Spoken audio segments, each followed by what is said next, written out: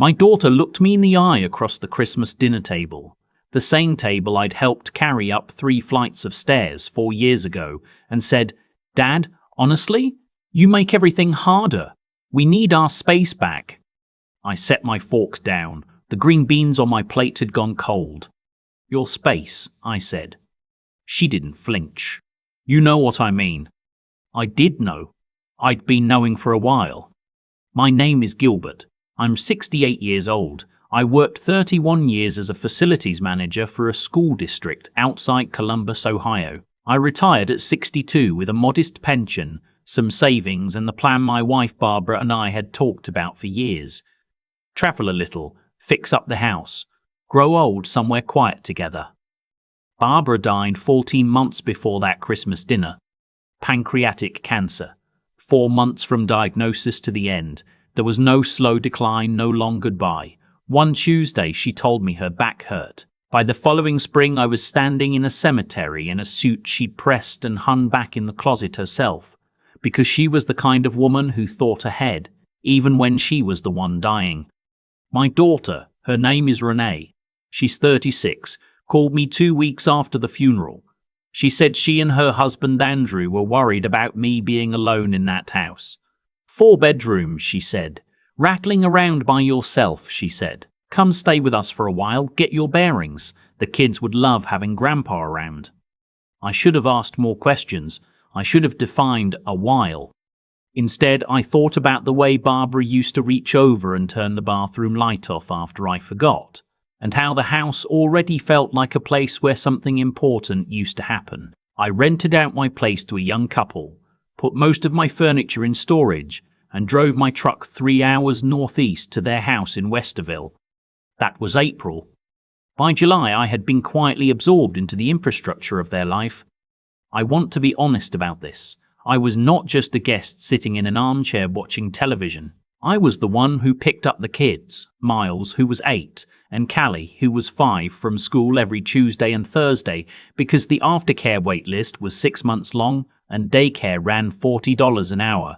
I was the one who got Miles to his orthodontist appointments because Andrew's office was strict about remote days, and Renee's flex schedule wasn't as flexible as she'd made it sound. I fixed the slow drain in the upstairs bathroom. I reseeded the back lawn. I built a raised bed garden that Renee had pinned on Pinterest 2 years earlier and never gotten around to. None of this was resented. Not by me. Not at the time.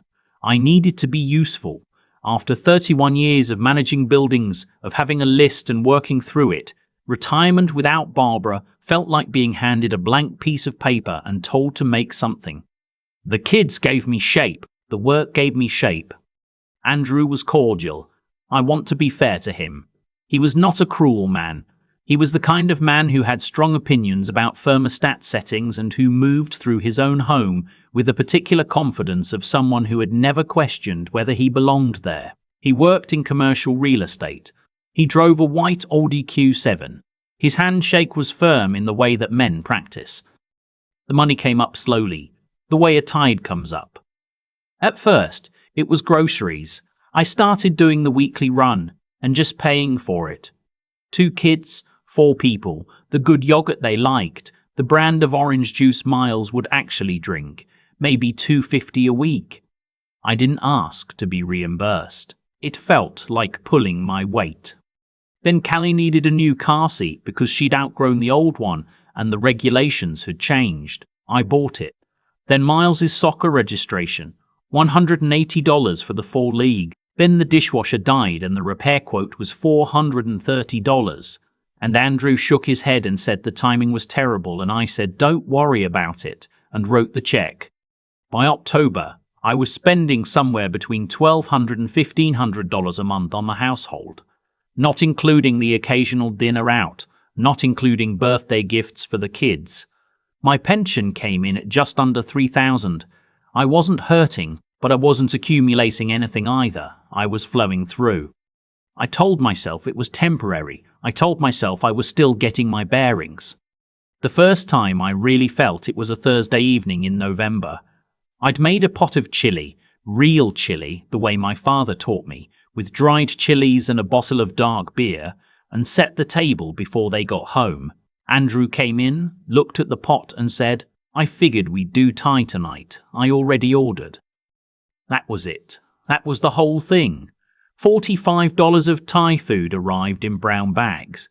My chili sat on the stove. No one mentioned it. After dinner, Renee scraped most of it into a container and put it in the back of the fridge where it stayed until I threw it out a week later.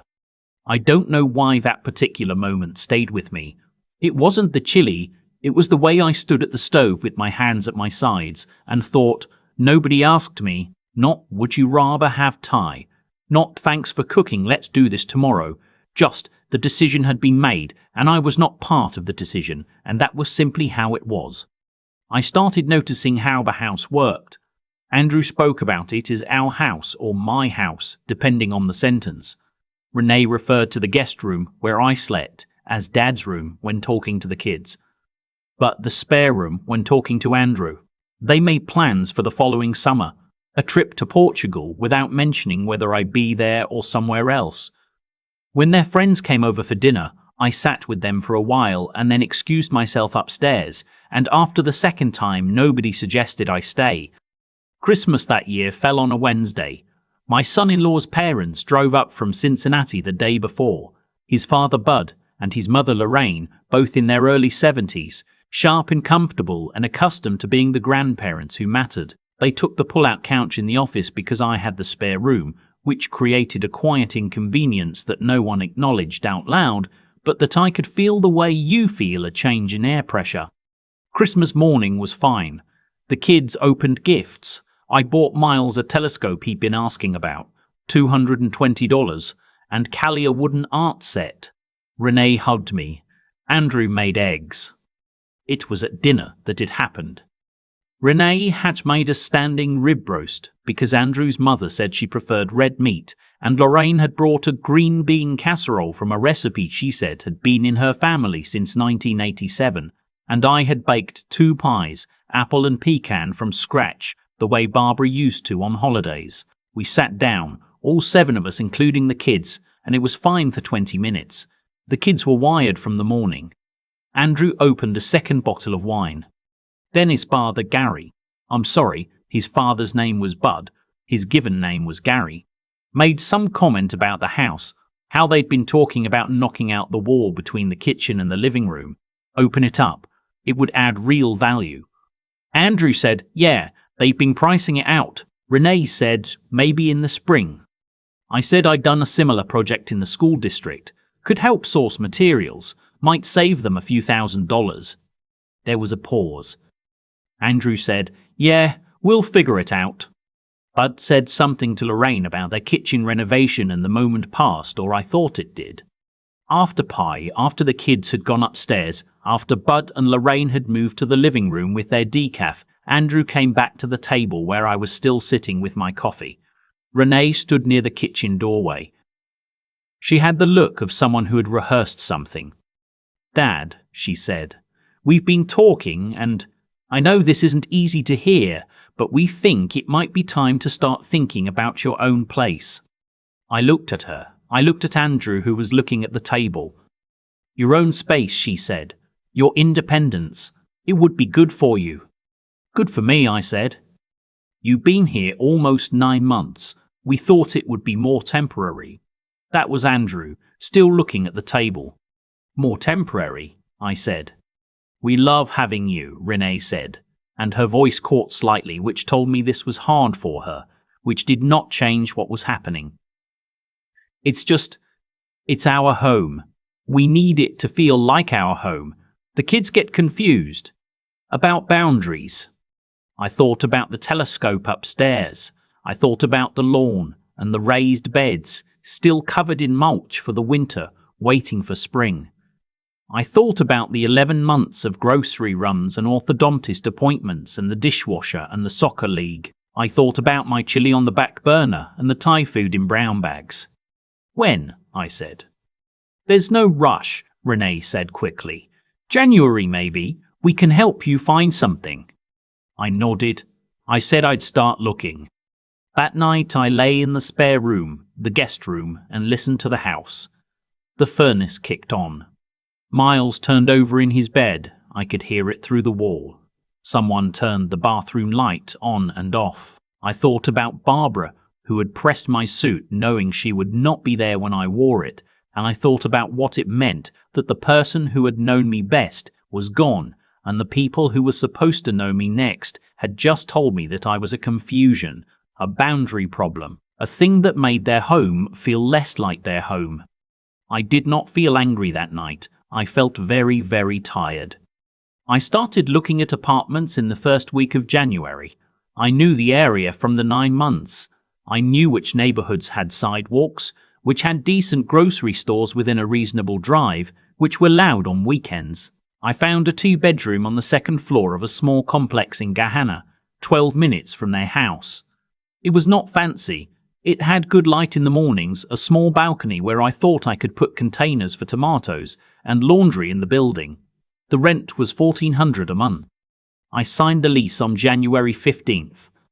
I did not ask for help moving. I called my friend Raymond, who I'd worked with at the district for 20 years, and who had a pickup truck and the good sense not to ask a lot of questions. We moved my things out on a Saturday, while Renee took the kids to a birthday party. Andrew was home. He helped carry 2 boxes to the truck and then said he had calls to make. Renee cried at the door. She hugged me for a long time and said she loved me and that this was going to be good for all of us and that we'd have Sunday dinners once a month. I said, okay. I drove away in my truck behind Raymond's, and I did not cry until I was on the highway and Raymond's taillights were far enough ahead that I was effectively alone. I want to tell you what the first week in that apartment was like, because I think people assume that being alone is the worst part. It wasn't. The worst part was the first morning when I woke up and had nowhere to be and no one who needed me to be there. No school pickup. No list.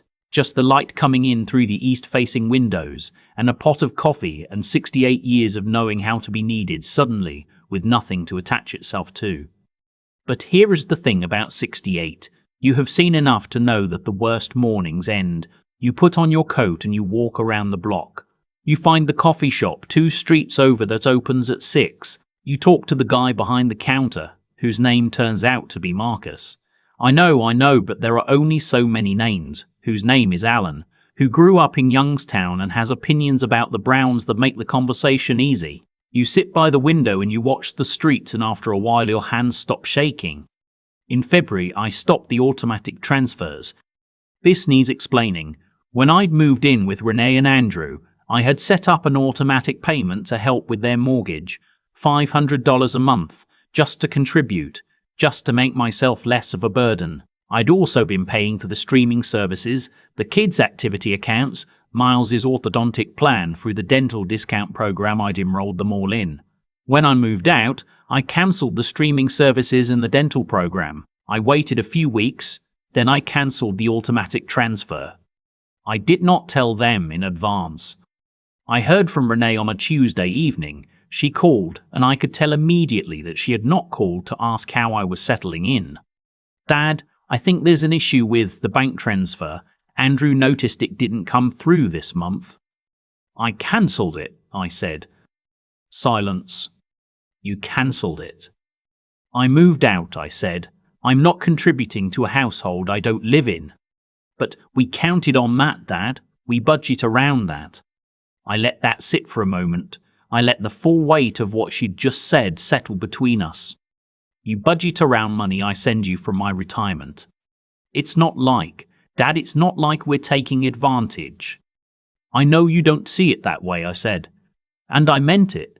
I don't think they woke up every morning calculating what they could extract from me. I think they just stopped seeing it. The money flowed in and they organized their lives around it and they stopped seeing it as a choice they were making. The same way they stopped seeing the school pickups and the lawn and the dishwasher. It had just become the weather. The dental thing too, she said. The kids. Your dental insurance covers pediatric. It's not the same plan. The copays are different. Renee, I said. I kept my voice level because I had had 3 weeks to think about this conversation, and I knew exactly where I wanted it to go. I was asked to find my own space. I found my own space. I have my own bills now, my own rent. I can't also maintain your household from a distance. She said they would need time to adjust. I said I understood. She said maybe we could talk about it more. I said, of course, whenever she wanted to talk. She called back 4 days later and said Andrew thought maybe we'd moved too fast, that maybe we should have talked about a transition plan, that maybe I should come back and they could figure out something more structured. I sat in my kitchen with my coffee and the February light coming in low and flat off the snow, and I listened to my daughter describe in careful language the terms under which she thought I might return to being useful. I don't think I'm coming back, I said. Dad.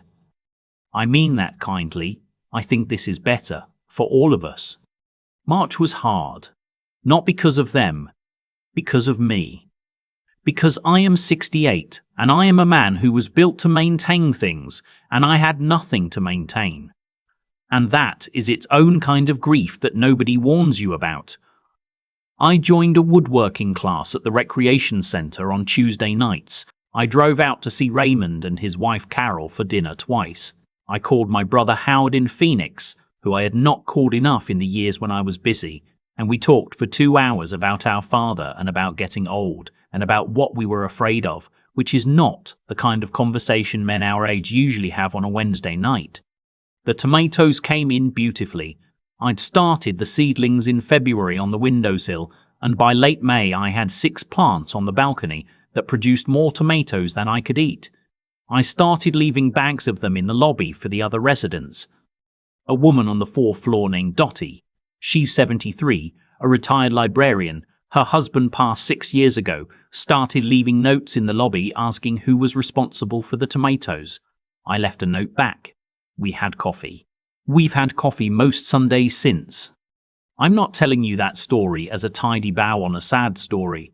I'm telling you because Dottie told me something on our 3rd Sunday coffee that I've thought about every week since. She said her daughter had tried to get her to move in after her husband passed, and she'd said no from the beginning, and her daughter had been hurt by that, and Dottie had said, "Sweetheart, I love you too much to let you become someone who resents me." I thought about that for a long time. In April, Renee called to say that Miles had a school concert. Would I like to come? I said yes. I sat in the 3rd row. Miles played the recorder, babbly and enthusiastically, and I clapped until my hands hurt. Afterward, I took the whole family to pizza. Renee, Andrew, both kids, and it was the easiest evening we'd had in longer than I could remember. Andrew told a long story about a commercial deal that had fallen through, and it was actually funny, and I laughed at the right parts. And at the end of the night, he shook my hand at the car and said it was good to see me. I drove home and sat on the balcony in the dark for a while. The neighborhood was quiet. The tomato plants were just starting to put out their first blossoms, pale yellow, almost invisible in the dark. I thought about Barbara, the way I do most nights.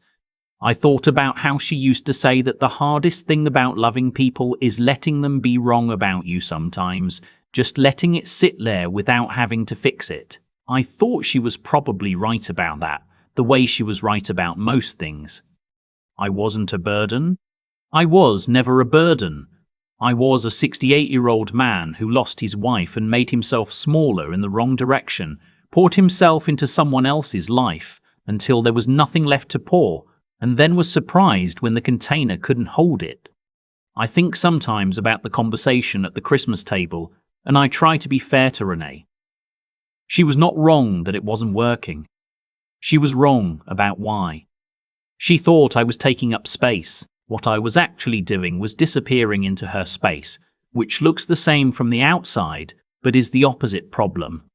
You don't fix that by leaving. You fix it by knowing who you are before you walk through someone's door. I'm still learning that. At 68, I'm still learning that. I think that's all right. The Sunday dinners haven't happened monthly. They happen every 6 or 8 weeks when the schedules line up. Callie always wants to sit next to me. Miles told me last month that he'd looked at the moon through the telescope and seen a crater, and he described it for 7 solid minutes while I ate my pizza and listened to every word. I am not the infrastructure of their lives anymore. I am their grandfather, their father. That turns out to be enough. More than enough, some Sundays. There's a specific kind of quiet that settles over you the first morning after you've moved out of your own child's house. I remember sitting at my small kitchen table in Gagana with a cup of coffee, watching the January light come in flat and cold off the snow outside, and thinking, I have spent 9 months making myself useful, and it still wasn't enough. That's the thought you have to sit with before you can move past it. What I've come to understand, slowly and not always gracefully, is that what happened between me and my daughter wasn't a failure of love.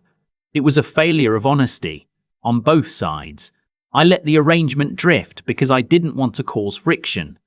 Renee let it drift because it was convenient. And Andrew, well, Andrew benefited from a situation he hadn't fully examined. Nobody was lying. We were all just choosing not to look directly at the thing we'd built together. That's what I'd call a failure of character. Not cruelty, not malice. Just the slow erosion that happens when people stop asking the hard questions because the comfortable answer is right there and easier. I spent 9 months paying their mortgage contribution, running their errands, fixing what was broken, and telling myself it was love. Some of it was, but some of it was also fear. Fear of being unneeded, fear of the empty house, fear of who I was without Barbara, without a schedule that required me. And you can't pour fear into someone else's life and call it generosity. That's not fair to them, and it's not honest about yourself. The thing about consequences is that they're rarely dramatic. They don't arrive with music. They arrive the way Andrew looked at the table when Renee told me they needed their space back. They arrive in the way a pot of chili sits untouched on the back burner. I had stopped paying attention to those signals because I decided that what I was doing was selfless. And if you've decided you're being selfless, then every signal that contradicts you feels like ingratitude rather than information. It took me a while to see clearly. That's the honest version. What I know now that I didn't know then, real strength at my age isn't about enduring. It's about adapting without losing yourself in the process. Renee needed me to be her father, not her infrastructure. Miles needed me to show up at his concert and lose my mind over a recorder solo, not to be the man who paid for his orthodontics. Those are different things. I had to move out of a house and into a smaller, quieter life before I understood the difference. Dottie said it better than I ever could. You love your children too much to let them become someone who resents you.